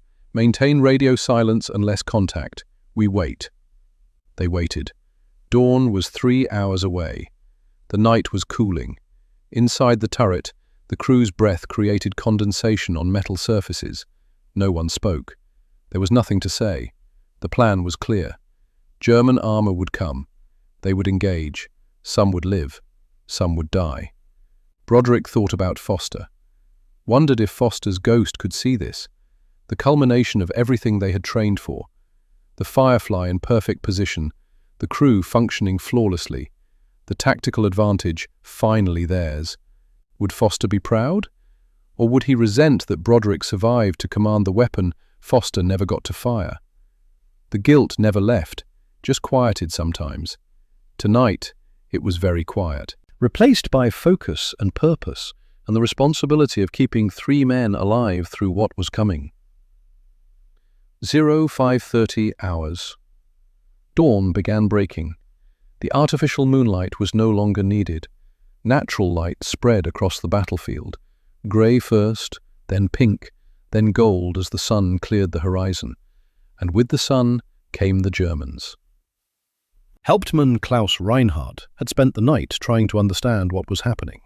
Reports flooded in, contradictory, confused. The entire Canadian sector was in chaos. His own company's forward positions had been overrun. Communication with battalion headquarters was intermittent. The 89th Infantry Division had effectively ceased to exist as a cohesive unit. At 05:45 hours, he received clear orders, finally, from division headquarters. All available armor to advance immediately. Canadian breakthrough at Synthio must be sealed. Counterattack with maximum force, no delay. Reinhardt assembled his company. 4 Panthers operational, 3 more damaged but mobile. His own command Panther and Volkmar's Tiger. 9 tanks total. Not enough, but all that was available. He briefed his commanders in 5 minutes. "Canadians have penetrated 4 miles. Our objective is to stop their advance and push them back. Intelligence reports heavy Canadian armor in Synthio sector. Expect Shermans, including Fireflies. Engage at maximum range. Do not close unnecessarily." Volkmar listened with his characteristic predatory expression. "Hauptmann, respectfully, maximum range engagement gives them time to maneuver. We should close quickly, use our superior armor, and kill them before they organize." "Your aggression has served you well," Reinhardt said. "But these Canadians have adapted. They've demonstrated tactical innovation we didn't anticipate. Caution is appropriate. Caution is fear by another name." "Then call me cautious. You are free to lead the advance. I will support from overwatching position." Volkmar smiled. "As you wish, Hauptmann, but when this is over, I will have killed more Canadians than your entire company." He climbed into his Tiger. Engine started, the distinctive high-pitched whine of the Maybach engine. 700 horsepower, pushing 68 tons of steel. The Tiger rolled forward, leading the German column south towards Sinthu. Reinhardt followed in his Panther. He had survived 3 years of war by being careful, by thinking before shooting, by recognizing when situations were too dangerous to exploit. His instincts now screamed warnings. Something about this felt wrong. The Canadians had attacked at night, had achieved breakthrough without preliminary bombardment, had demonstrated creativity that German doctrine did not account for. But orders were orders, and Volkmar was already 500 meters ahead, advancing toward the Canadian positions at 30 kilometers per hour. Too fast, too aggressive, too confident. Reinhardt could do nothing but follow and hope his instincts were wrong. 08:17 hours. Broderick watched through his commander's periscope as German armor appeared on the southern horizon. Distance, approximately 800 meters. 6 tanks visible. Panthers mostly. 1 Tiger. The Tiger was distinctive even at range. Larger, different profile. The long 88mm gun unmistakable. "Contact south," Broderick said calmly. 6 tanks. Mix of Panthers and 1 Tiger. Range 800 meters. Closing. "Identified," Drummond said, his voice steady, the lighthouse keeper's calm in crisis. "Target priority?" "Tiger first. That's the greatest threat." Broderick scanned the other positions in his troop. 3 more Fireflies positioned along the tree line. Another 5 Fireflies from the British Columbia Regiment, 400 meters west. The Germans were advancing into a prepared ambush. They just didn't know it yet. The German column closed. 700 meters. 600. They were moving directly toward the Canadian positions, apparently unaware of the threat. Volkmar's Tiger led the advance, its commander visible in the cupola, scanning with binoculars. "Range 500 meters, Drummond called out. "Hold fire," Broderick ordered. "Let them close to 400. 450 meters, 420, 400. The Tiger stopped. Its commander had seen something. The turret began traversing, searching for targets in the tree line. "All Fireflies," Broderick transmitted on the troop radio frequency. "Engage on my command. Target Tigers and Panthers. 3, 2, 1, fire." 5 Fireflies fired simultaneously. The sound was enormous. 5 17-pounder guns at full charge. The recoil rocked each tank backward, despite the muzzle brakes. 5 armor-piercing discarding sabot rounds crossed 400 meters in half a second. Drummond's shot was perfect. He had aimed for the Tiger's turret ring, the junction between turret and hull, where armor was thinner. The shell struck exactly where intended. Penetration. The round entered the fighting compartment at supersonic velocity, fragmenting as it went. Metal shards ricocheted through the interior at velocities that turned them into secondary projectiles. SS Hauptsturmführer Erich Volkmar died instantly. The shell fragment that killed him severed his spine at the neck. He felt nothing. His crew had less mercy. The gunner, Unteroffizier Weber, survived the initial penetration, but was blinded by molten metal splash. The loader died when the ammunition stored beside him cooked off from the shell's heat. The driver and radio operator, sealed in the hull, burned when diesel fuel ignited. The Tiger's ammunition detonated 3 seconds after impact. The explosion lifted the turret 6 feet into the air. 40 tons of steel rotating slowly as it rose, then crashing back down at an angle. Smoke poured from every hatch. The Tiger was a funeral pyre. 2 other German tanks died in that first salvo. A Panther struck in the side armor. Another Panther hit in the engine deck. Both began burning. Crews bailed out, some on fire, rolling on the ground trying to extinguish clothing. The remaining German tanks scrambled to respond. Turrets traversed frantically, searching for targets in the tree line, but the Fireflies were hull down, camouflaged, firing from concealment. The Germans could see muzzle flashes, but not the tanks themselves. A Panther fired blindly toward Broderick's position. The shell passed 10 meters overhead, harmless. Drummond had already loaded the second round. He fired again. Another hit. The Panther's turret front penetrated. The tank stopped moving. Smoke, but no fire. The crew did not evacuate, probably dead inside. 90 seconds after the first shot, 6 German tanks were destroyed or disabled. The remaining 3 retreated at maximum speed. One of them, Reinhardt's command Panther, reversed while firing. The gunner was skilled. He landed 2 shots near Firefly positions, close but not close enough. The Panthers disappeared behind a ridgeline 500 meters south. The engagement was over. 6 kills, 0 Canadian losses. The mathematics had reversed. The ambush had worked perfectly. Broderick scanned the battlefield through his periscope, burning German tanks, bodies scattered around the wrecks, the Tiger smouldering in the center of the killing ground. He felt nothing, not satisfaction, not remorse, just the absence of feeling that came from watching men die too many times. "Cease fire," he ordered. "Maintain positions. Expect follow-up attack." Drummond slumped in the gunner's seat. His hands shook. "Did we get the Tiger?" "You got the Tiger. Center mass. Perfect shot." "How many crew?" 5. Standard Tiger crew, all dead."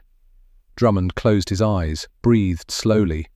"That's 24 men I've killed." 24 in 6 weeks. Does that make me a murderer or a soldier?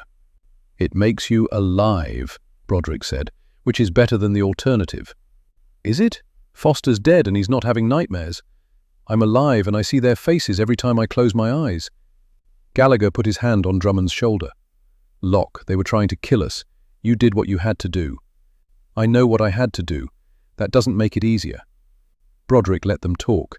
The crew needed to process, needed to understand what they had done and what it meant.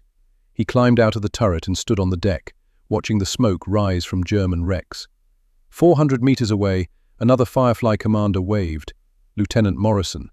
8 kills between his troop and Broderick's. The ambush had devastated the German counterattack, bought time for Canadian infantry to consolidate, prevented the breakthrough from being sealed. And somewhere in that burning Tiger, a man with 138 kills had died without ever seeing who shot him. Volkmar had been the best killer in the division, had survived impossible odds for 3 years, died in half a second because he was too aggressive, and the Canadians had learned faster than German doctrine could adapt. The war was changing. This engagement proved it. And by the time the sun set tonight, nothing would ever be the same. August 8th through August 21st became a blur of violence and exhaustion. Operation Totalize achieved its initial objectives. The breakthrough was maintained. Canadian forces advanced 12 kilometers in 36 hours, but the advance slowed. German resistance stiffened. The Bocage swallowed momentum. Operation Tractable launched August 14th. The objective? Close the Falaise Gap completely. Canadian and Polish forces driving south. American forces swinging north from the opposite direction. The German 7th Army and 5th Panzer Army caught between. Broderick's crew fought through 13 separate engagements, destroyed 11 German tanks, lost track of the infantry vehicles and anti-tank guns. Thorne was wounded August 16th, shrapnel in his left arm, refused evacuation, drove one-handed for 3 days before infection forced him to the aid station. Drummond's accuracy never wavered, but his hands shook when they weren't fighting. His nightmares grew worse. He stopped eating regularly, lost weight he didn't have to lose. Gallagher stayed close, making sure Drummond drank water, forcing him to consume rations. By August 19th, the Falaise pocket was effectively sealed. Polish forces held Hill 262, overlooking the last escape route. German units tried desperately to break through. Most failed. The roads became graveyards. Broderick's troop reached the pocket's edge on August 20th. What they found defied description. Thousands of vehicles destroyed, burned trucks, overturned artillery pieces, dead horses by the hundreds. The German army still relied heavily on horse-drawn transport. The animals lay where they had fallen, bloated in summer heat. And bodies, everywhere. German soldiers who had tried to escape on foot, caught by artillery, killed by strafing aircraft, shot by infantry in desperate last stands. The smell was overwhelming. Decomposition and diesel and burned flesh. "My God," Gallagher whispered. He stood beside the Firefly, staring at the landscape of destruction. "This isn't war.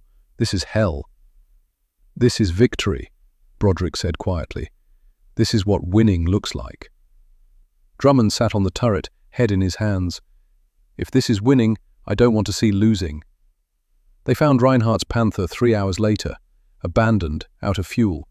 The crew had set demolition charges to prevent capture, but the charges had failed to detonate properly. The Panther sat at the edge of a tree line, turret traverse damaged, one track blown off. Inside, Broderick found Reinhardt's journal, left behind in the scramble to escape. He read it that evening by flashlight. The entries detailed every engagement from June forward. Reinhardt's thoughts on Canadian tactics, his respect for their adaptations, his growing understanding that Germany was losing not just battles, but the war itself. The final entry was dated August 19th. "We are ordered to break through Polish positions on Hill 262. The order is impossible. We have no fuel, no ammunition, no hope.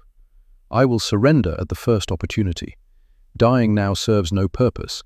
The war is lost. All that remains is to survive and somehow build something better from the ruins." Personal note: if I survive, I will teach. I will ensure the next generation understands what we did wrong, what led to this, how nationalism and hatred and the worship of strength produced only graves. This is my penance: to live, to remember, to warn. Broderick closed the journal, kept it. Reinhardt's words deserve to survive, even if Reinhardt himself might not. The final accounting came in late August. Operation Totalize and Tractable combined. Canadian casualties totaled 18,444 men, killed, wounded, and missing. The Sherbrooke Fusiliers alone suffered 43% casualties. 197 men entered Normandy. 85 were dead or wounded by August 21st. Broderick's crew survived, all of them. Thorne with one arm weakened by shrapnel wounds. Drummond with psychological damage that would take decades to heal. Gallagher with nothing but exhaustion and the memory of shells loaded under fire. Broderick himself with burns on his hands and face from close calls and guilt that would never fully fade. German losses in the Falaise pocket: approximately 10,000 killed, between 40,000 and 50,000 captured. The 12th SS Panzer Division, which had numbered over 20,000 men on June 6th, was reduced to approximately 300 combat-effective soldiers and fewer than 15 operational tanks. The division that had seemed invincible in July was destroyed by August. General Dwight Eisenhower visited the pocket after its closure. He walked among the wreckage, saw the scale of devastation. Later wrote in his memoir, "The battlefield at Falaise was unquestionably one of the greatest killing grounds of any of the war areas. Roads, highways, and fields were so choked with destroyed equipment and with dead men and animals that passage through the area was extremely difficult. 48 hours after the closing of the gap, I was conducted through it on foot to encounter scenes that could be described only by Dante. It was literally possible to walk for hundreds of yards at a time, stepping on nothing but dead and decaying flesh." That was victory. That was what Canadian innovation and adaptation had purchased. Not glory, not triumph, just the ending of German resistance in France and the slow, grinding advance toward Berlin. September 1944. Broderick's crew was rotated to rear area for rest and refitting. New crews took over the Firefly, young men with minimal training, replacements for the replacements. Thorne was medically discharged. His left arm never regained full function. He returned to Manitoba in October, went back to fishing on Lake Winnipeg, married his childhood sweetheart in 1946. They had 4 children. He never spoke about the war unless asked directly. Even then, his answers were brief. The memories were not something he wanted to revisit. He opened a fishing supply store in Winnipeg in 1950. It prospered. He became a fixture in the community, served on the city council from 1968 to 1976, the first veteran in that district to be elected in peacetime. He died in 1979, age 56, from cancer. The tumor was in his lungs. Decades of smoking to calm nerves that never fully calmed. 500 people attended his funeral. Gallagher stayed in the army through the end of the war, became an instructor in England, teaching new crews how to load 17-pounders efficiently. Returned to Canada in 1946, went back to Canadian Pacific Railway as a surveyor. Spent 36 years mapping routes through the Rockies. Married his high school sweetheart in 1947. They had 5 children, 13 grandchildren. He died in 2015, aged 91, from a stroke. His funeral was smaller, but his family was there, 3 generations owing their existence to his survival. Drummond returned to Nova Scotia in November 1944. The army offered him medical discharge for psychological trauma. He accepted, went back to Sambro Island Light, became the lighthouse keeper again. His father had retired. The position was his. He never married. The nightmares never stopped entirely, just became manageable. In the 1960s, he finally sought therapy, talked about Foster's death, about the 24 men he had killed, about the weight of survival when so many others died. The therapy helped, not much, but enough. He kept the lighthouse for 40 years, retired in 1984 at age 59, moved to Halifax, lived alone in a small house near the harbour. He died in 2018, aged 93, peacefully in his sleep. No family, no children, just a life lived quietly after too much noise. Broderick was promoted to major in October 1944, continued commanding tanks through the Netherlands and into Germany, was there when the war ended in May 1945, returned to Canada in July, went back to Saskatchewan, became a high school history teacher. He met Eleanor in 1947. She had been a nurse in London during the Blitz, understood war without needing it explained. They married in 1948, had 3 children. Broderick taught for 38 years. Every year, he taught a unit on World War II. Every year, he told his students about Foster, about adaptation, about the cost of victory. He never glorified it, never suggested war was noble or necessary, just explained what had happened and why. Let the students draw their own conclusions. He died in 2009, age 90, from heart failure. His funeral was large. Former students, fellow veterans, his children and grandchildren. The Sherbrooke Fusiliers sent a colour guard. They buried him with military honours in Saskatoon. Klaus Reinhardt survived. He surrendered to Canadian forces on August 19, 1944. Handed his sidearm to a lieutenant whose name he never learned. Was processed through POW system. Sent to a camp in Manitoba. Spent 3 years working on farms, learning English, reading everything he could find about what Germany had done during the war. The revelations about the Holocaust reached POW camps in 1945. The full scale of the atrocities, the camps, the gas chambers, the systematic murder of millions. Reinhardt read the reports with growing horror. He had fought for that, had defended that, had killed for that. The knowledge broke something inside him.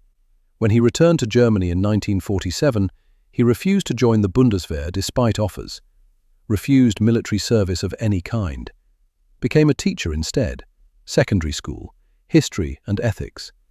He wrote a memoir in 1963, Schatten der Panzer, Shadow of the Tanks. It described his experiences fighting in Russia and France, condemned the Nazi regime without reservation, acknowledged his own complicity, explained how nationalism and propaganda and the worship of military strength had led Germany to catastrophe. The book sold moderately, made him no money, but it was honest, and honesty was what Germany needed. He married in 1950. His wife, Greta, had waited for him through 3 years of war and 3 years of imprisonment. They had 2 children. Both became teachers. Neither served in the military. Reinhardt taught until 1982, retired at 65, lived quietly in Bavaria. corresponded with former enemies, British officers, American tank commanders, and one Canadian captain whose journal he had found in an abandoned Sherman and returned through Red Cross channels in 1961. 1984. Normandy. 40th anniversary of D-Day, ceremonies and commemorations. Veterans returning to battlefields where they had fought 4 decades earlier. Old men with canes and wheelchairs visiting graves of young men who never aged. Broderick, 65 years old, arrived with a Canadian veterans group. Drummond, 59, came separately. Gallagher, 61, travelled with his wife. They had not seen each other in 20 years. Life had scattered them. They reunited at the Canadian cemetery near Sintho. 2,049 white crosses, perfectly aligned, immaculately maintained, each cross marking a Canadian who died in Normandy. They found Foster's grave. The cross was no longer wooden, now marble. The inscription formal: Sergeant William Foster, Sherbrooke Fusiliers, June 7, 1944, age 28. Broderick stood at attention, said nothing. There was nothing to say that Foster's grave had not heard 40 times before. Drummond placed flowers. His hands still shook slightly. "I'm sorry I wasn't faster," he said to the marble. "I've apologized 10,000 times. It doesn't change anything. But I'm still sorry." Gallagher put his hand on Drummond's shoulder. "Locke, he knew the risks, we all did. Knowing doesn't make it easier." They stood in silence. 3 old men at a young man's grave, the living honoring the dead, the debt that could never be repaid. A voice spoke behind them, German accent, English good but not native. "Excuse me, are you Sherbrooke Fusiliers?" They turned. An old man stood there, 72 years old, grey hair, thin, using a cane, but his posture was military, his eyes intelligent and sad. "Yes," Broderick said carefully. "Who's asking?" "My name is Klaus Reinhardt, Hauptmann, 12th SS Panzer Division. I surrendered to your corps on August 19, 1944. Silence. 30 seconds that felt like 30 minutes. Drummond's hands clenched. Gallagher stepped closer to Broderick. Broderick studied Reinhardt's face. Looked for malice or pride or hatred. Found only exhaustion and regret. "Why are you here?" Broderick asked. "The same reason you are. To remember. To pay respects. To acknowledge what we did." Another silence. Broderick thought about Volkmar burning in his Tiger, about the German crews who never escaped their tanks, about young men following orders into death. Drummond spoke, his voice tight. "You killed a lot of us." "Yes, and you killed a lot of us. The mathematics were mutual. We were defending democracy. You were serving fascism." "I know. I have spent 40 years understanding that distinction, trying to atone for being on the wrong side." Gallagher asked, "Did you know Erich Volkmar?" Reinhardt's expression shifted, pain evident. "Yes. He was my best tank commander. Died near here. August 8th. Your fireflies killed him." "Good," Drummond said flatly. "Yes," Reinhardt agreed. "Good. He was a killer, excellent at his profession, but killing was his only purpose. His death ended something that should have ended earlier." Broderick studied Reinhardt, saw genuine remorse, genuine understanding of what Germany had done and what he had participated in. Not a monster, just a man who had made terrible choices and spent decades living with the consequences. "Hauptmann Reinhardt," Broderick said slowly, "why did you seek us out?" "Because I read your after-action reports, your innovations, your adaptations. You won not because you had better equipment, but because you learned faster. That lesson has stayed with me. I teach it to my students, that democracy's advantage is distributed creativity, that authoritarian systems cannot adapt because they punish independent thinking." He looked at Foster's grave. "This man, Foster, he taught you, didn't he?" "Yes. Everything I know about commanding tanks came from Foster. And when he died, you did not stop. You adapted, trained a new crew, developed new tactics, continued fighting. That is what I teach my students. that free men, fighting for something they believe in, will always defeat enslaved men fighting because they're ordered to. Drummond spoke again. You think an apology makes it better? You think coming here changes what you did? No, nothing changes what I did, but silence changes nothing either. Acknowledgement is not redemption, just the first step toward understanding. Broderick made a decision, extended his hand. You fought with honor, Hauptmann, more honor than your cause deserved. Reinhardt stared at the hand, then slowly reached out and shook it. You fought with brilliance, Captain, and mercy enough to accept this handshake. They stood together at Foster's grave, 4 old men who had tried to kill each other 40 years earlier.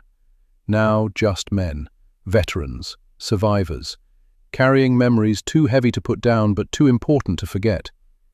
Come, Broderick said, let me show you where we positioned the Firefly, where Drummond killed Volkmar. They walked together across the battlefield, Broderick narrating, Reinhardt listening, Drummond and Gallagher following. Former enemies becoming something else. Not friends, the gap was too wide for friendship, but witnesses, acknowledging each other's humanity despite everything. They stood at the tree line where the ambush had occurred. The ground had long since healed. Wheat grew where tanks had burned. No evidence remained of the violence. Here, Broderick said, we positioned hull down, waited for your column. Drummond fired first shot at 8:26 hours and 15 seconds. Volkmar's Tiger was lead tank, Reinhardt said. He was always aggressive. It killed him. Aggression and caution both get you killed, Broderick said. Just depends on circumstances. What saved you? What kept you alive when so many others died? Broderick thought about that. Adaptation. Civilian skills weaponized. A lighthouse keeper who understood angles. A surveyor who could read terrain. A fisherman's son who tracked patterns. We won because we used what we had instead of wishing for what we didn't. Reinhardt nodded slowly. That is the lesson. The important lesson. Not tactics or technology, but the willingness to learn and change. The sun was setting, 40 years to the day after Totalize began. The sky turned red and gold, beautiful. The same sky that had looked down on burning tanks and dying men. I have one question, Reinhardt said. If you could go back, if you could choose not to fight, would you? Broderick considered. No. Not fighting would have meant you won. Would have meant Foster died for nothing. Would have meant fascism spread. I would fight again. But I would give anything for it not to have been necessary. As would I, Reinhardt said quietly. As would every sane man who survived. They shook hands again, said goodbye, returned to their separate lives. Reinhardt to Germany, Broderick, Drummond and Gallagher to Canada. They never met again. Reinhardt died in 1992, age 80, from pneumonia. His students remembered him as the teacher who made history personal, who taught ethics alongside facts, who never let them forget that ideas have consequences and some ideas lead to graves. The Firefly that Broderick commanded in August 1944 was scrapped in 1946, sold for metal, melted down, turned into something peaceful. The specific atoms that made up that tank are now part of cars and buildings and bridge supports. The steel endures, the memories endure, the men who crewed it do not. But what they demonstrated remains, that ingenuity defeats specification, that adaptation matters more than doctrine, that ordinary men with civilian skills can become extraordinary soldiers when necessity demands, that democracy's true strength is not its weapons, but its ability to empower individual initiative. Foster taught Broderick. Broderick taught his crew. His crew survived to teach others. The lessons passed forward, generation to generation. The price was measured in graves. The value proved immeasurable. This is not a story about tanks. It is a story about the lighthouse keeper who learned to kill, the surveyor who mapped death, the fisherman's son who hunted Germans like sturgeon, and the teacher who carried guilt for 40 years but still taught his students to adapt and learn and never quit. They called it Operation Totalize. But the real operation was the transformation of men who thought they couldn't into men who did. The real victory was not Falaise or the breakthrough or the German collapse. It was the proof that free men fighting for something they believe in will find a way forward even when the mathematics guarantee failure. That was Foster's legacy. That was what Broderick and Drummond and Gallagher and Thorne carried home. That was what Reinhardt learned from the other side and taught to students who needed to understand. The tanks are gone. The men are dying. Soon, there will be no one left who remembers firsthand. But the lesson survives. Written in after-action reports and memoirs and the spaces between what is said and what is silently carried. Adaptation defeats specification. Learning defeats doctrine. Humanity survives horror. That is what Normandy taught. That is what the Firefly proved. That is what remains when everything else is forgotten.